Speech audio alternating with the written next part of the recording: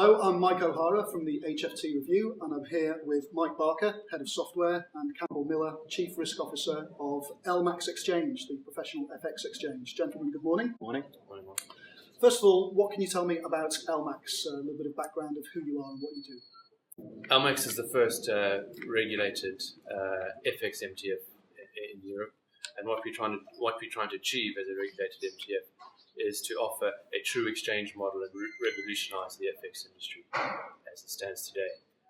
What that means by being an MTF, we have advantages which other current FX venues don't have, such as instant execution and no last look. Most of our competitors out there, their liquidity providers, demand a last look functionality, so they have the ability to reject a trade. So their venues are quote driven. The LMAX as an exchange is a limit order driven market, and as a result, coupled with the LMAX technology, we benefit from fast and importantly consistent execution with matching speeds of around 3 milliseconds. Can you tell me a little bit about the connectivity aspect? You use FX, Yep. I understand? Yep, FX is probably one of our primary connectivity methods, along with some web-based protocol, for which we have Java and .NET wrappers, as well as providing our own user interface, and also having integrations with a couple of other third-party interfaces like Multi-Charts and MetaTrader 4. Okay. I understand you use the Rapid Addition Cheetah engine for your FX engine. What can you tell me about how you use that and why you chose the Cheetah engine? Yeah, we met with the Rapid Addition team quite some time ago, actually very early on in the development of the Java version of the FX engine. They'd done quite a well-known .NET implementation, and we were probably one of the very early on customers and helped them initially by being almost like a lead customer, the sorts of features that we need. For us, performance is very, very important, but it's not the absolute. We've got lots of other needs that we need to meet in terms of the business, features we need in terms of providing a useful trading experience for our brokers and our retail clients. So being able to go to a vendor who was able to provide something would be high performance and take that problem away from us. We could write our own FX engine, but the opportunity cost involved mean that not really viable for us. But to pick something like Rapid Addition, which had a very strong reputation for performance, allows us to solve that problem reasonably well and focus our own internal developers on making the exchange better. Mm-hmm. And is latency a big factor in terms of what you do, and deterministic latency of the speed of orders through the system? Yes, very, very much so. I mean, it's I think it's about the only thing you hear whenever you go to any sort of conference on financial trading or from a technology perspective. Like I said, it's important, but not the be-all, end-all. Mm-hmm.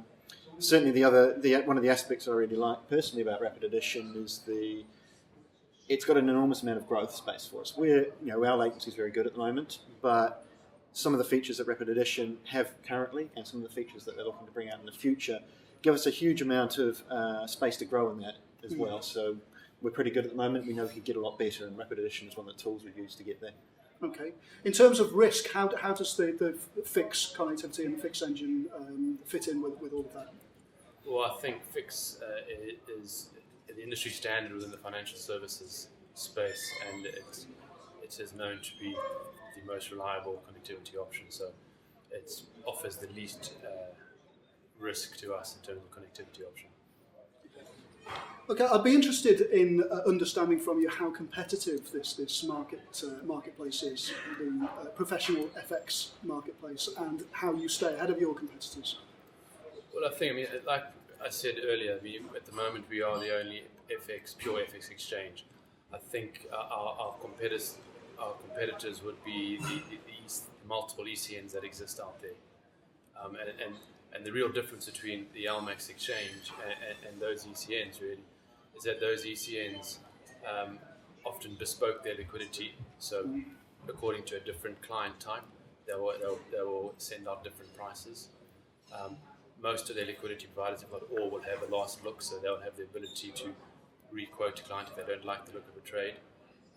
And secondly, they're not anonymous. So although customers' actual identity won't be disclosed, there'll often be an account identifier, so they can tell if, for example, to identify or potentially identify very profitable clients or such like. So if you compare it to LMAX, we have an anonymous, transparent, open order book. It's a limit order driven order book, so there's no chance of a requote, and our clients can take comfort in the fact that we are anonymous, and also importantly that we're fully regulated as an MTF by the FSA. So I think that's also an important differentiator. Yeah. Is that the way you see the market going, that there will be more of these kind of open, transparent, order book based FX exchanges? Yes, absolutely. I mean, I think what we in many ways trying to do is even the playing field. So for the client side, certainly historically with things like last look, the playing field isn't necessarily even. So what LMAX is trying to do is offer an even playing field, and I think absolutely the market will go towards that, or we certainly believe the market will go towards that. Mm-hmm. And what can you tell me about how LMAX has developed and moved forward since I think I spoke to your Chief Technical Officer about a year ago, and things have probably moved on a long time since then. What have been some of the key developments for you over the last year? I think more in terms of the technology, we've been continuing on with some of the work we've been doing from very early days. I think our technology has proven to be fairly sound. I think some of the work we've open sourced shows some of that sort of stuff, and it can continue to be popular and being picked up by more and more people. I think the biggest thing is getting our, figuring out where our customers are coming from. I think the biggest change, the real uptick in the amount of trading that we're doing as a company. Mm-hmm. Yes. Now, you develop a lot of stuff internally here at LMAX, but you also obviously work with vendors like Rapid Addition. What are some of the key things that you look for when working with a vendor? A vendor that we can have a really strong relationship with. I think if we look at all of our vendors, or certainly the majority of the ones I interact with, is I've met the CTOs of most of them, and I work very closely with their development teams. And this was certainly the case with Rapid Addition, having met the chairman and actually some of the developers there as well, and being able to feed back and have sort of a discussion around what works, what doesn't, how they can change the software, how we can use their software better. So often we tend to go for slightly smaller vendors. Also, we look for a product that solves one problem well. We've got a messaging vendor which they just do messaging very well. We have a web server vendor that just does web servers very well. We tend to avoid the products that try and solve 20 or 30 different problems. So we're looking for things that are fast and smart, and also that chance to interact really in a very close way with the development teams.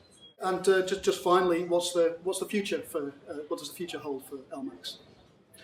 Well, I mean, I think the future of LMAX is obviously the exchange and growing and ever increasing the volume that is traded on the exchange, and really to become the number one FX venue. So that's our goal, and that's what we aim to achieve. From a technology perspective, get faster, and hopefully Rapid Addition will help us there as well. Fantastic. Well, thanks, gentlemen. It's been a pleasure. Cheers. Pleasure. Thank you very much.